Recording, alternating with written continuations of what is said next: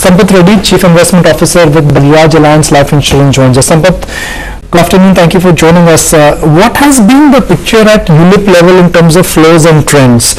Are you getting a sense that in the current market fall, some of the long-term ULIP investors who actually are insurance buyers first and investors less are also feeling the heat? Yes, unit-linked insurance plans have become really much better in terms of the customer expense ratio point of view. Over the last several years, the expense ratio in the ULIPs have come down dramatically. I think I can say that today most of them, this is one of the finest way of saving in terms of the customer saving through the ULIPs relative to any other forms of savings. So in that backdrop, yes, the ULIP sales have picked up, and we are seeing a good amount of inflows or sales happening through the ULIP as we speak right now. Sampath, how is the kind of interest that's coming into the insurance scheme? How is it that you're mapping it right now in terms of flows? Is it steady? I know you've spoken largely about the ULIP schemes, but how do you see the trend building over the course of the next 2 quarters?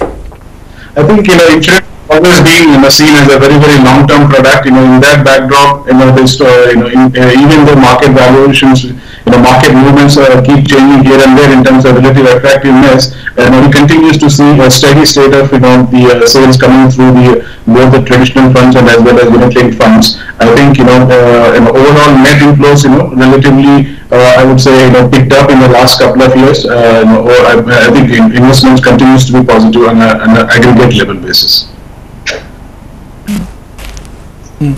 Okay. What are your top 3 large positions? You don't have to tell me the names, but give me a flavor of it.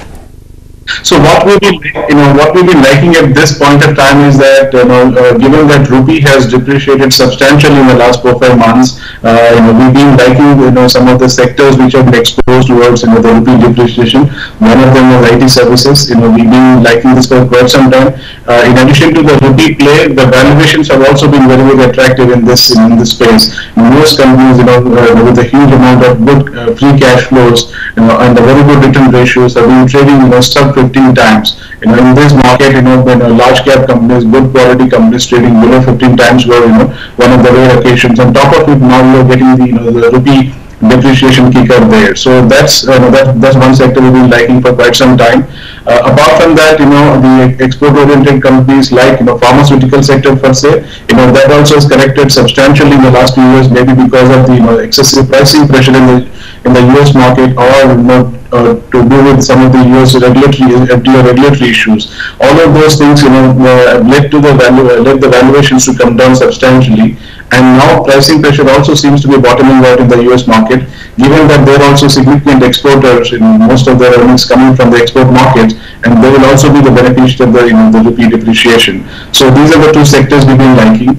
Apart from that, there are here and there some companies which have been somewhat exposed to the export sector. Maybe it could be auto ancillaries. Overall auto volumes continues to do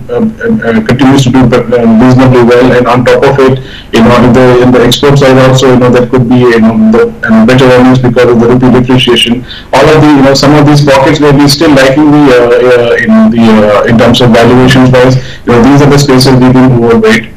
In addition to that, private financials, private sector banks and even NBFCs, and we've been liking there. The growth has been very good. Given that 70% of the loan book, which is dominated by the PSU banks, where the growth is not happening, so the majority of the growth in the credit growth is moving towards the private sector banks. So that is that's what we've been liking also for quite some time. So heavy weights are all in these sectors which I mentioned.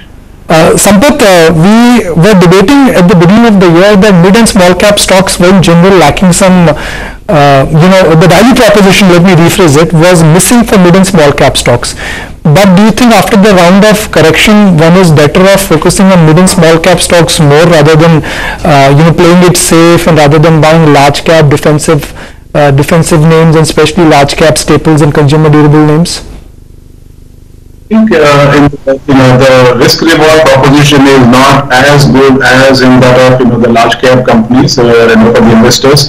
Even after the correction in the mid cap companies, which is substantially the recent in the last 3-4 months, but still the valuations continues to be even higher. Even after correction, valuation continues to be higher than that of the large cap companies. So we would at this point of time still prefer the larger cap companies. When the correction has to be we need to take, it is still, even at these levels, if large cap companies are by and large trading around 18-20 PE multiples, most mid cap companies are trading higher than that, maybe around 20-25 kind of a PE multiples. Normally, we don't see that, the risk reward proposition is good enough for the investors to go overweight on the mid caps at this point of time, unless the valuations come down even from further from where they are today. So still, even though there is a correction, good amount of correction in the mid cap companies, I don't think the mid caps are relatively better position to than the large cap. Mr. Reddy, we are seeing a renewed activity and flare in two-wheeler spaces, that is Bajaj Auto, Hero MotoCo and TVS Motor.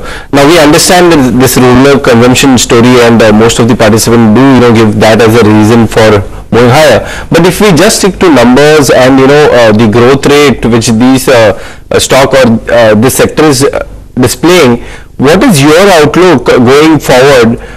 Because Bajaj Auto has streamlined itself as more of an export oriented company. Hero MotoCo is concentrating on lesser cc bikes. TVS Motor is all over the place.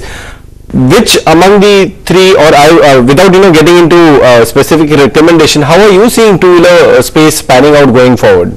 Right. So with the with a good set of monsoons and also with the MSP price increase, generally there has been optimism in the companies or share prices which are linked to the rural consumption story.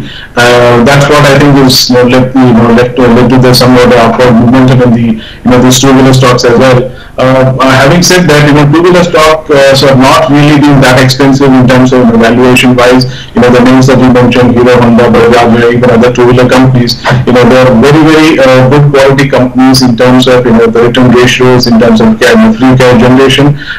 It's just that the growth has been relatively muted in this sector, or maybe the competitive revenue was high enough, or maybe most of the two-wheeler market is moved towards slightly premium end of the market. Now, because of these reasons, I think these two-wheeler stocks have not been doing that well in terms of PE multiple wise. I think there is a scope for both the PE multiple expansion, and as well as the earnings growth is also going to be good in these two segments. I think two-wheelers also we like at this point of time, given that there are good quality companies, and also there is a thrust on the rural spending, and also towards the MSPs could also increase the overall the purchasing power of the rural side, and that will lead to the better demand. I think even on the valuations also, this the sector looks good. Overweight or equal weight when it comes to your portfolio two-wheeler space? Relatively, the weightage is very small in that, I think, overweight, we don't really look at two-wheeler, within the sub-segment overall in terms of weight, but overall auto sector has been, positive for us, relatively, we would like to overweight in the automobile sector.